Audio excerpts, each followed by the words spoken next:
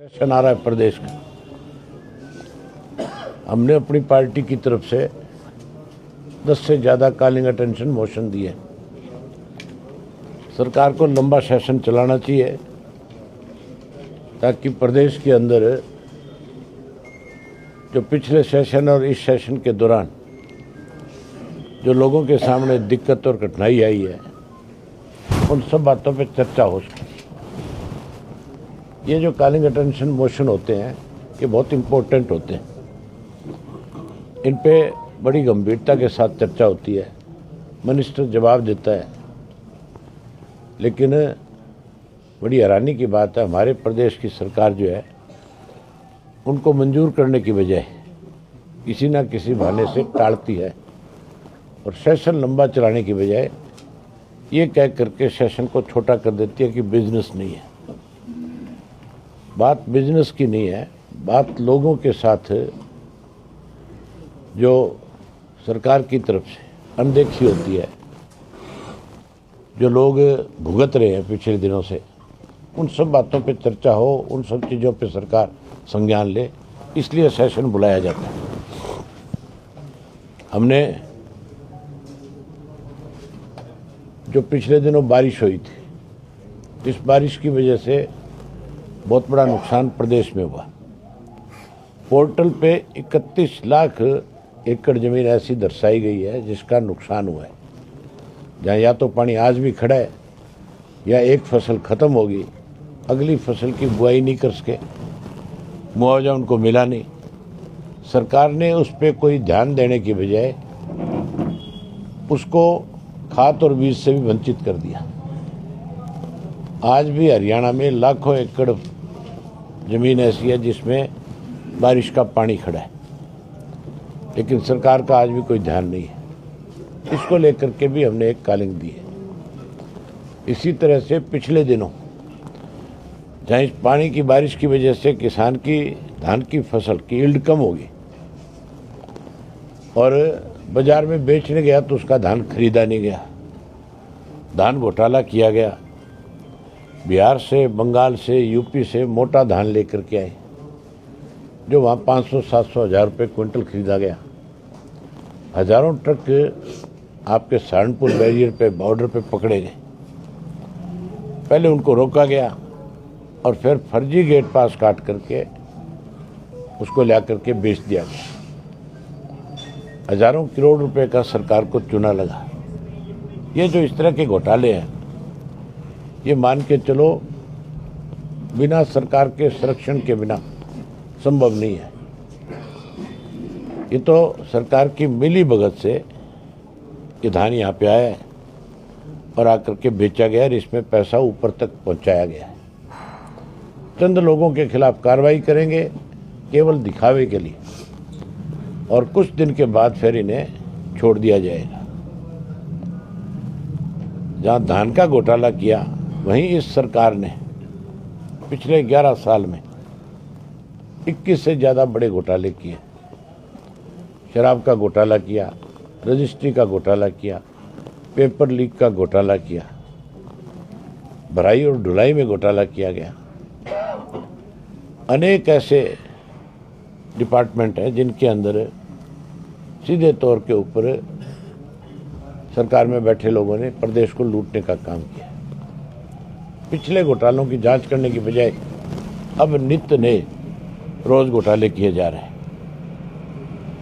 हमने इन सारी बातों के लिए अलग अलग कॉलिंग दिया है। वहीं उसके साथ साथ जिस तरह से स्पोर्ट्स डिपार्टमेंट में समय समय पे जो स्टेडियम है उनके अंदर जहाँ स्टील के पोल लगे हुए हैं उनका रख रखाव ठीक ढंग से नहीं किया गया, उसकी वजह से जो नुकसान हुआ है उस पर भी चर्चा के लिए हमने अपनी तरफ से कॉलिंग दी है। अब सरकार कितना उस पर स्पीकर जो है, मैं उम्मीद करूंगा कि स्पीकर हमारी बात को सुनेगा। ये हमारी नहीं है, प्रदेश के लोगों की बात है, इस पे जरूर चर्चा कराएगा। आज कानून व्यवस्था चौपट हुई है। हर वर्ग के लोग दुखी हैं, परेशान हैं। आज किसान सबसे ज़्यादा दुखी और परेशान है। वहीं उसके साथ साथ आप ये देखो, एग्ज़ाम दिए जाते हैं कोई 48,000 बच्चों से, 46,000 बच्चों से। रिजल्ट जब निकलता है तो 1200 और बच्चे पास कर दिए जाते हैं।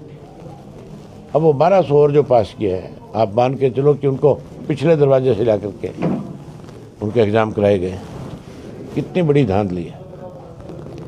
इन सब बातों पे चर्चा हो, इसके लिए आपके माध्यम से एक बार फिर सरकार को भी, स्पीकर को भी आगाह करना चाहता हूँ। आपकी तरफ से कोई क्वेश्चन है तो आप कर सकते हो।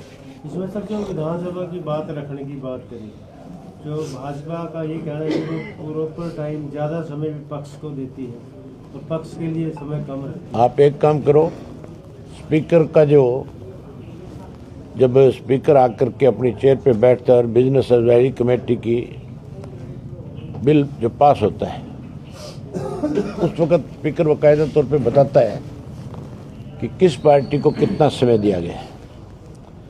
एक विधायक को मैक्सिमम से मैक्सिमम 5 मिनट का समय मिलता है। 5 मिनट में वो प्रदेश की बात करेगा, अपने हल्के की बात करेगा, क्या कहेगा वो। उसमें 2-4 मिनट तो फजूल में लोग खा जाते हैं। अगर कोई किसी बात के ऊपर किसी को टारगेट करता है, टारगेट का मतलब अगर सच्चाई उजागर करता है तो उसका मंत्री खड़ा हो जाएगा, कोई 5-7 मिनट खराब कर देगा। तो समय कहाँ है बोलने का। स्पीकर कहता है, सरकार कहती है, वो सिर्फ गुमराह करते हैं। हम कहते हैं सेशन लंबा चलाओ। लंबा अगर सेशन चलेगा तो हर मेंबर को ज़्यादा समय मिलेगा बोलने का।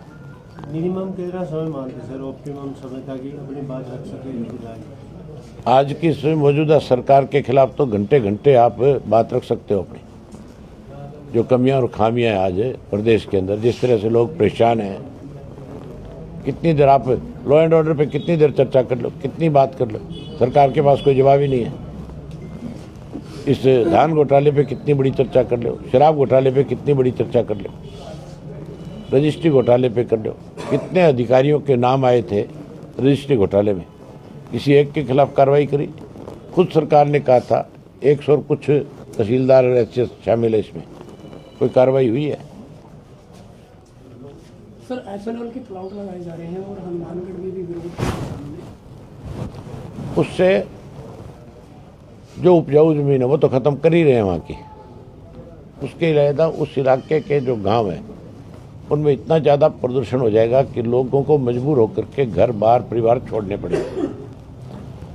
सरकार को इस तरह के प्लांट जो है कहीं बंजर इलाके में लगाने चाहिए, जहाँ आबादी ना हो, जहाँ जमीन उपजाऊ ना हो। सर डीजीपी की तरफ से जो 71 वीआईपी की जो सुरक्षा हटा दी गई है, क्या लगता है कि उनको सुरक्षा की जरूरत नहीं है, या फिर जो डीजीपी ने जो फैसला लिया है वो थोड़ा गलत लगता है? मैंने एक बार विधानसभा के अंदर सरकार से ये पूछा था कि कितने लोगों को सुरक्षा प्रदान कर रखी है प्रदेश में। 400 से ज़्यादा लोगों को सुरक्षा प्रदान की गई थी। मैंने जब वो लिस्ट आई मेरे पास है और उसमें लिखा हुआ पढ़ा, मुझे बहुत हैरानी हुई। हर व्यक्ति की सुरक्षा के पीछे लिखा था थ्रेट। मैंने ये बात उस वक्त भी होता था मिनिस्टर, होम मिनिस्टर, उनसे पूछा था कि अगर इनको थ्रेट है तो आपकी सरकार ने थ्रेट करने वाले कितने लोगों को पकड़ा? कौन लोग थे? किसने इनको थ्रेट किया? इसका कोई जवाब नहीं था। सरकार अपनी मर्जी से अपने मनचाहे लोगों को सुरक्षा दे देती है और अपनी मर्जी से जब चाहे उसके ऊपर ये कह करके सिर्फ कि हमने दोबारा इसको रिव्यू किया, इनको सुरक्षा की जरूरत नहीं, हटा लेती है। क्यों दी? उसका कारण बताएं। हटाई तो उसका कारण भी बताना चाहिए। ऐसे ऐसे लोगों के पास सुरक्षा है, आप सोच भी नहीं सकते। मेरे को Y+ सुरक्षा दी गई है, गनमैन तो 7 दे दिए, गाड़ी 1 नहीं दी। मैं उन गनमैनों को कहाँ बैठा के ले जाऊंगा? वो मेरे साथ कैसे रहेंगे? एक लड़के को बैठा सकता हूँ ज़्यादा से ज़्यादा, और कई दफ़ा मेरी अपनी प्राइवेसी है, वो एक भी नहीं रह सकता मेरी गाड़ी में, तो क्या वो पैदल चल के जाएगा? ऐसे लोगों को गाड़ियाँ मुहैया करा रखी है जो किसी पद पे भी नहीं है, जिनका कोई मतलब नहीं है, जिनको पायलट भी दे रखी है, स्कॉट भी दे रखी है। मतलब ये सिर्फ अपनी सुविधा के मुताबिक अगलों को सुविधाएं देने का काम करते हैं। सुरक्षा के पीछे कारण होना चाहिए, बिना कारण सुरक्षा नहीं देनी चाहिए, और ना इस तरह से पैसा बर्बाद करना चाहिए। घर वापसी चल रही है, काफी लोग घर वापिस आ रहे हैं, क्या कहेंगे? काफ़ी नहीं, 80% से ज़्यादा आगे, और अभी 4 साल का समय है। आप देखना इस किस्म के हालात पैदा कर देंगे हमें कि भाजपा को समय से पहले सरकार छोड़ के जाना पड़ेगा। लगता सर एलो विपक्ष की बड़ी भूमिका निभा पाएगा? आपको क्या लगता है, पहले आप बताएं। अभी तो जिस तरीके से किसने निभाई अब तक? कांग्रेस तो बीजेपी के साथ मिली हुई है। कांग्रेस तो लॉ एंड ऑर्डर के ऊपर पिछले सेशन में वॉकआउट करके भागी कि नहीं भागी? किसने लड़ाई लड़ी? अब भी देखना इस सेशन में भी कि कांग्रेस किस तरह से छोटी छोटी बातों पे वॉकआउट करेगी। वॉकआउट करके केवल अखबार की खबर बनाना चाहते हैं, मिले हुए सरकार से सरकार के इशारे को समझते हैं और बाहर चले जाते हैं। सर मेरा एक सवाल है छोटा सा, सरकार चाहे बीजेपी हो, कांग्रेस हो, या आपकी भी सरकार रही, किसानों को ही क्यों मुद्दा बनाया जाता है? आखिर जब सरकार बदलती है कभी गन्ने का मुद्दा आ जाता है, दूसरी सरकार बदलती है तो धान का मुद्दा, आखिर किसानों को ही मोहरा क्यों बनाया जाता है? अब सरकार कहती है कि हमने गन्ने का 10 रुपये कीमत बढ़ा दी, सबसे ज़्यादा गन्ने का भाव कर दिया। गन्ना तो 10 रुपये क्विंटल बढ़ा, मजदूरी कितने रुपए बढ़ी? जहाँ मजदूर 300 रुपये में मिलता था, आज 700 रुपये में भी नहीं मिलता।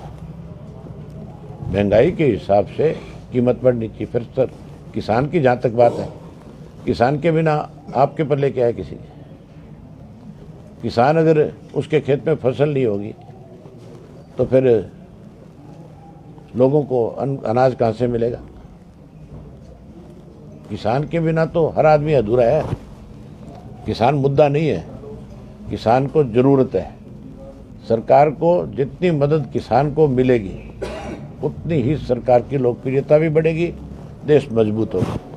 किसान का बेटा ही देश की सीमाओं की पहरेदारी करता है कि नहीं करता है? इसमें सर आज मरने के लिए किसान और मौज करने के लिए जो बड़े बड़े उद्योगपति है वो है। इसमें सर आज कांग्रेस जो दिल्ली में है, राहुल गांधी के में वोट चोरी के ऊपर सरकार को घेरने का काम कर रही है। वोट चोरी हुई नहीं हुई, या कितना वो सिद्ध कर पाई कांग्रेस? अगर वोट चोरी का मुद्दा होता है और सिद्ध कर पाते तो फिर बिहार के अंदर कांग्रेस 6 सीट पे नहीं फिर सरकार बनाती। वहाँ वोट चोरी को लेकर के राहुल गांधी ने मेरे ख्याल सैकड़ों सभाएं करी होगी। अगर उनकी बात में दम होता, लोग उस पर विश्वास करते, तो फिर बिहार में 100% सरकार बनती इनकी। सर राहुल गांधी का छोड़ विदेशी दी, नागरिक किसकी होने का बात मामला सामने? नहीं, विदेशी नहीं है, वो हमारे देश का नागरिक है। अगर विदेशी होता तो मेंबर पार्लियामेंट नहीं बन सकता। ये भाजपा की नई रणनीति होगी।